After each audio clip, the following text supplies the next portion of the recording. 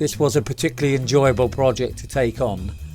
Strongbow cider sent us through all these images of a dry stone wall, and then they wanted us to create it at about 30 foot long to put in front of a goalpost. The whole idea was to have this goalkeeper standing inside this space, and instead of an open goal mouth they wanted this stone brick wall. The initial idea was to have a real stone brick wall, but it would have been far too expensive and it would have been a health and safety issue as well. So here I am blocking it out and then marking it in crayon on top of the polystyrene until I end up this kind of random organic feel about the whole thing.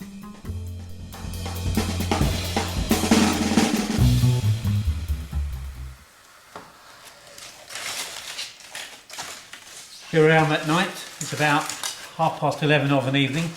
Come back to get this rock face done as much as I can.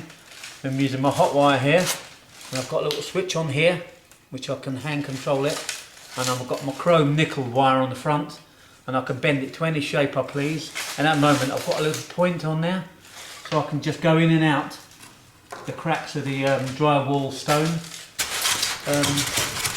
and get it really nice. Now I would normally use a chainsaw on this particular job, but it would leave too many scratches and lines through it, and we haven't got time to render it that well. So I'm going to spend most of my time on the carving of it and leaving the rendering and the painting until last. So I'll turn my hot wire on and I'll give you a little demonstration, and I can just go in and let complete faces fall off. This is always an enjoyable part of the job for me. I really like this. This whole job has to be done within 2 weeks. Poly carved, rendered, and then artworked afterwards. And then it's going to be split into sections so we can transport it and then put it up on site. Should be really nice.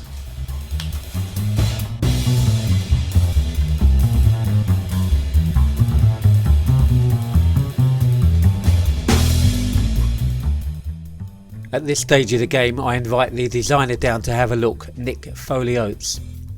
I draw around him as you can see me doing here, and this was the positioning and the marking of where the goalkeeper was going to stand.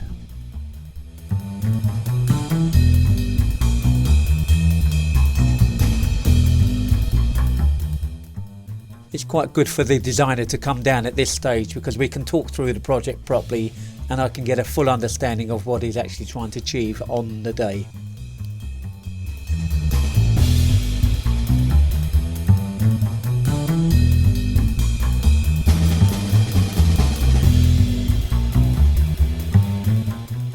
Now, after actually talking it through, he's decided that he wants to not have it as flat as a real stone wall. He wanted bits to stick out, so it worked quite natural in the lights and created lots of good shadows. On the very top of the run of the wall and also the sides, he wanted it to give it a bit of depth, so it looked like about 2 foot thick, as if it was really there, and also to include the kind of shadow line of the goalkeeper as well, so it looked as if he was standing in there.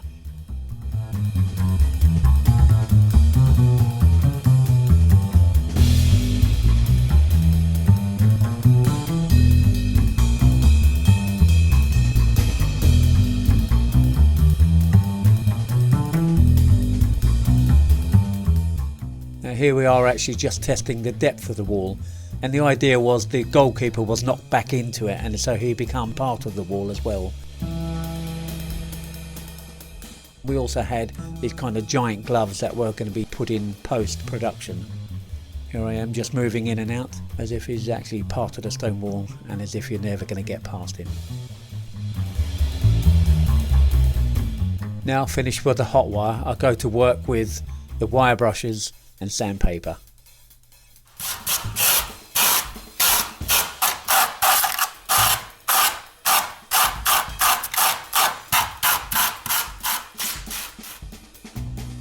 Once I'm happy with all the polystyrene side of things, I start work with the Advert, and it's like a concrete render and it's flexible as well, and I can use this spray hopper and I add a bit of colour to it so I can actually see where I've covered.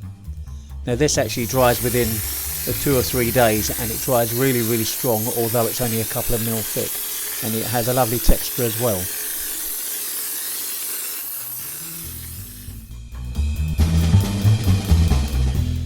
The best thing about using this spray concrete, it kind of primes it first and it's ready to accept some emulsion paints. Here I am just adding black into the depth. This is the idea, to give it a real theatrical feel to it and a lot more shadow, and then afterwards I'll go on with my highlights.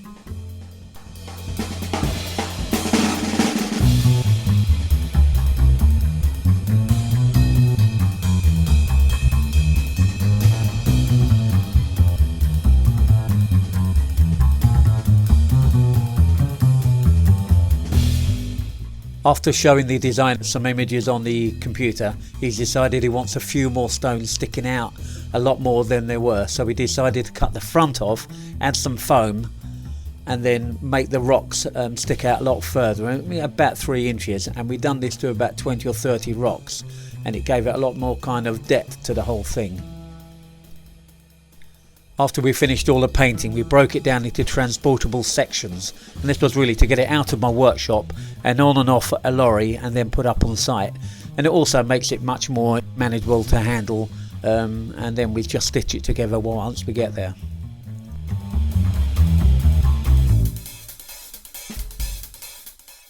Now everybody seems to think a brick wall is just black and white or grey, but we added a lot of colour. There's a lot of browns, blues and touches of red and yellow, and then particularly at the bottom we added a lot of green to add some kind of gravitas, and so it looked really heavy and as if it had been there for years.